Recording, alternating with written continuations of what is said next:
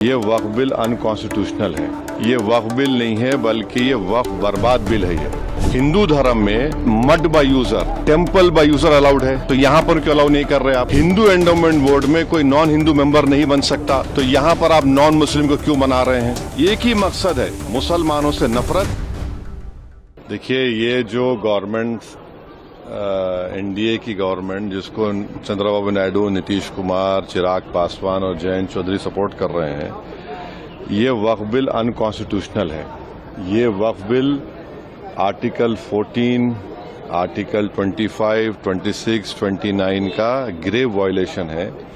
ये वक्फ बिल नहीं है बल्कि ये वक्फ बर्बाद बिल है। ये और अगर चंद्रबाबू नायडू, नीतीश कुमार, चिराग पासवान, जयंत चौधरी इसकी तायीद करेंगे तो वो अपने पॉलिटिकल रीजंस की वजह से या जो भी उनके है नैरो रीजन तायीद कर रहे हैं नरेंद्र मोदी सरकार की, ये बात साबित हो जाएगी कि वो मुसलमानों की मस्जिदों को, दरगाहों को, खानखाहों को, इवैक्यू वक्फ प्रॉपर्टीज को और लिमिटेशन एक्ट अप्लाई करेंगे तो एनक्रोचर्स को रिवॉर्ड करेगी, तो वो उसकी ये सपोर्ट कर रहे हैं। उनको ये देखना चाहिए कि ये सपोर्ट तो कर रहे हैं, मगर क्या आप 5 साल के बाद जब जाएंगे जनता के पास, क्या जवाब देंगे उनको? अब तो बिहार का चुनाव भी है, तो ये अनकॉन्स्टिट्यूशनल। एक बात समझिए, वक्फ बाय यूजर सरकार निकाल रही है। हिंदू धर्म में mud by user, temple by user allowed है, तो यहां पर क्यों अलाउ नहीं कर रहे आप? हिंदू एंडोमेंट बोर्ड में कोई नॉन हिंदू मेंबर नहीं बन सकता, तो यहां पर आप नॉन मुस्लिम को क्यों बना रहे हैं? तीसरी बात यह है कि एंडोमेंट का जो ट्राइब्यूनल है उसका डिसीजन के खिलाफ आप रिव्यू डालते हैं, यहां पर आप कह रहे हैं कि उसको अपील करेंगे।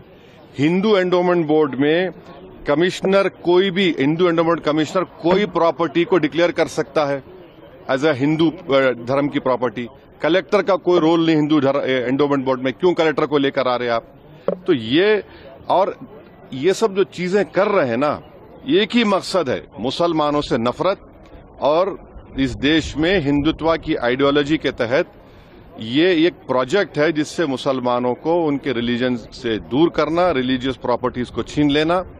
हमारा डिमांड एक ही है कि जो चीजें हिंदू धर्म के लिए, एंडोमेंट बोर्ड के लिए सही है, यहां पर गलत कैसे हो रही है? वो जो सिख गुरुद्वारा प्रबंधक कमेटी में कोई नॉन सिख मेंबर नहीं बन सकता, तो यहां पर कैसा कोई नॉन मुस्लिम बनेगा?